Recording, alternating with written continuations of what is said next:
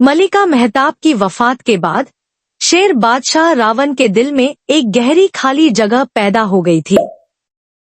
महल की चमकदमक में कोई कमी न आई, मगर बादशाह के चेहरे पर उदासी की एक तह हमेशा छाई रहती।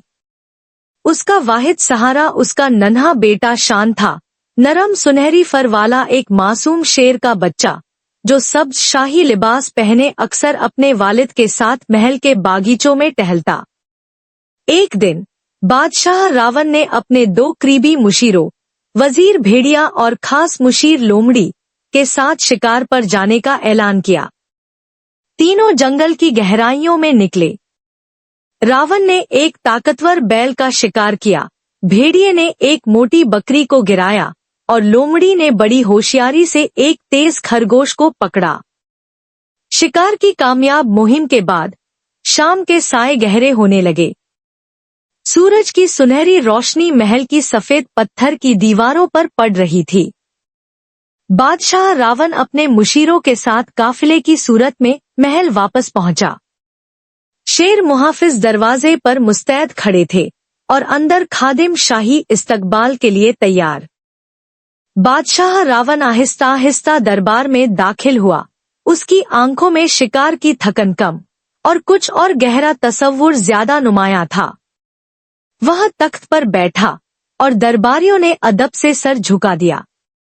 उसने हुक्म दिया, भेड़िया, शिकार की तकसीम करो। भेड़िया इत्मीनान से बोला, आलीजा, बैल आपके लिए, बकरी मेरे लिए और खरगोश लोमड़ी के लिए मुनासिब होगा। रावण की आंखों में अचानक बिजली सी चमक उठी। उसने गुर्राकर कहा, मेरी मौजूदगी में तुमने मेरा और तुम्हारा की बात की। फौरन उसने हुक्म दिया कि भेड़िए को गिरफ्तार किया जाए और उसे दरबार के आदाब की तौहीन के जुर्म में सख्त सजा दी जाए। फिर उसने लोमड़ी की तरफ देखा, जो कांपती हुई खड़ी थी। रावण की गूंजती आवाज उभरी, अब तुम शिकार की तकसीम करो। लोमड़ी, जिसके चेहरे पर खौफ साफ था, फौरन जमीन की तरफ देखती हुई बोली, आलीजा, बैल आपके नाश्ते के लिए, बकरी दोपहर के खाने के लिए और खरगोश रात के खाने के लिए पेश किया जाएगा। रावण की आंखों में नरमी आई। ये दानिशमंदी तुमने कहाँ से सीखी? लोमड़ी ने सर झुकाते हुए कहा, आलीजा, ये सबक मैंने आपके वजीर के अंजाम से सीखा है। रावण ने दरबारियों की तरफ देखा और मुस्कुराकर बोला, समझदार वही होता है जो वक्त पर सीखे और जल्दी सीखे। फिर उसने सब की तरफ इशारा करते हुए कहा, ये सबक तुम सब याद रखो। दानिश वफादारी से बढ़कर खजाना है। उसने एक लम्हे को तवक्कुफ किया और आहिस्तगी से कहा, भेड़िया अगरचे मेरा काबिल-ए-एतमाद वजीर रहा और मैंने हमेशा उसकी कद्र की, मगर बाज मौकों पर उसकी नादानी नुमाया थी। भेड़िया अक्सर जल्द घमंड में आ जाता था। बादशाह के अच्छे सलूक और एतमाद की वजह से वो खुद को बाकियों से ऊपर समझने लगा था। यही गलतफहमी उसकी गलती की वजह बनी। दरबार में संजीदगी तारी हो गई, मगर रावण की आंखों में अब एक और ख्याल उभर रहा था।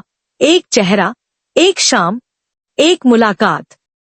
अचानक उसने दरबार में सवाल किया, शुमाली जंगल में एक शेरनी है, नीला, क्या उसके बारे में कोई खबर है? मुशीर चौंक गए, लेकिन कोई कुछ ना बोला। रावण की निगाहें दरबार के दरवाजे की जानिब जा टिकीं, जैसे उम्मीद हो कि वहीं से नीला नमूदार हो। नीला, जिससे सिर्फ एक बार मुलाकात हुई थी। वो ना शाही थी, ना महल की, मगर उसकी सफेद पोशाक पर जड़े नीले आइस पत्थर, उसकी संजीदा आंखें और गहरे मगर सादा अल्फाज रावण के दिल में उतर गए थे। वो ना सिर्फ खूबसूरत थी, बल्कि उसमें कुछ ऐसा सुकून, वकार और सच्चाई थी जो मेहताब के बाद किसी में दिखाई नहीं दिया था।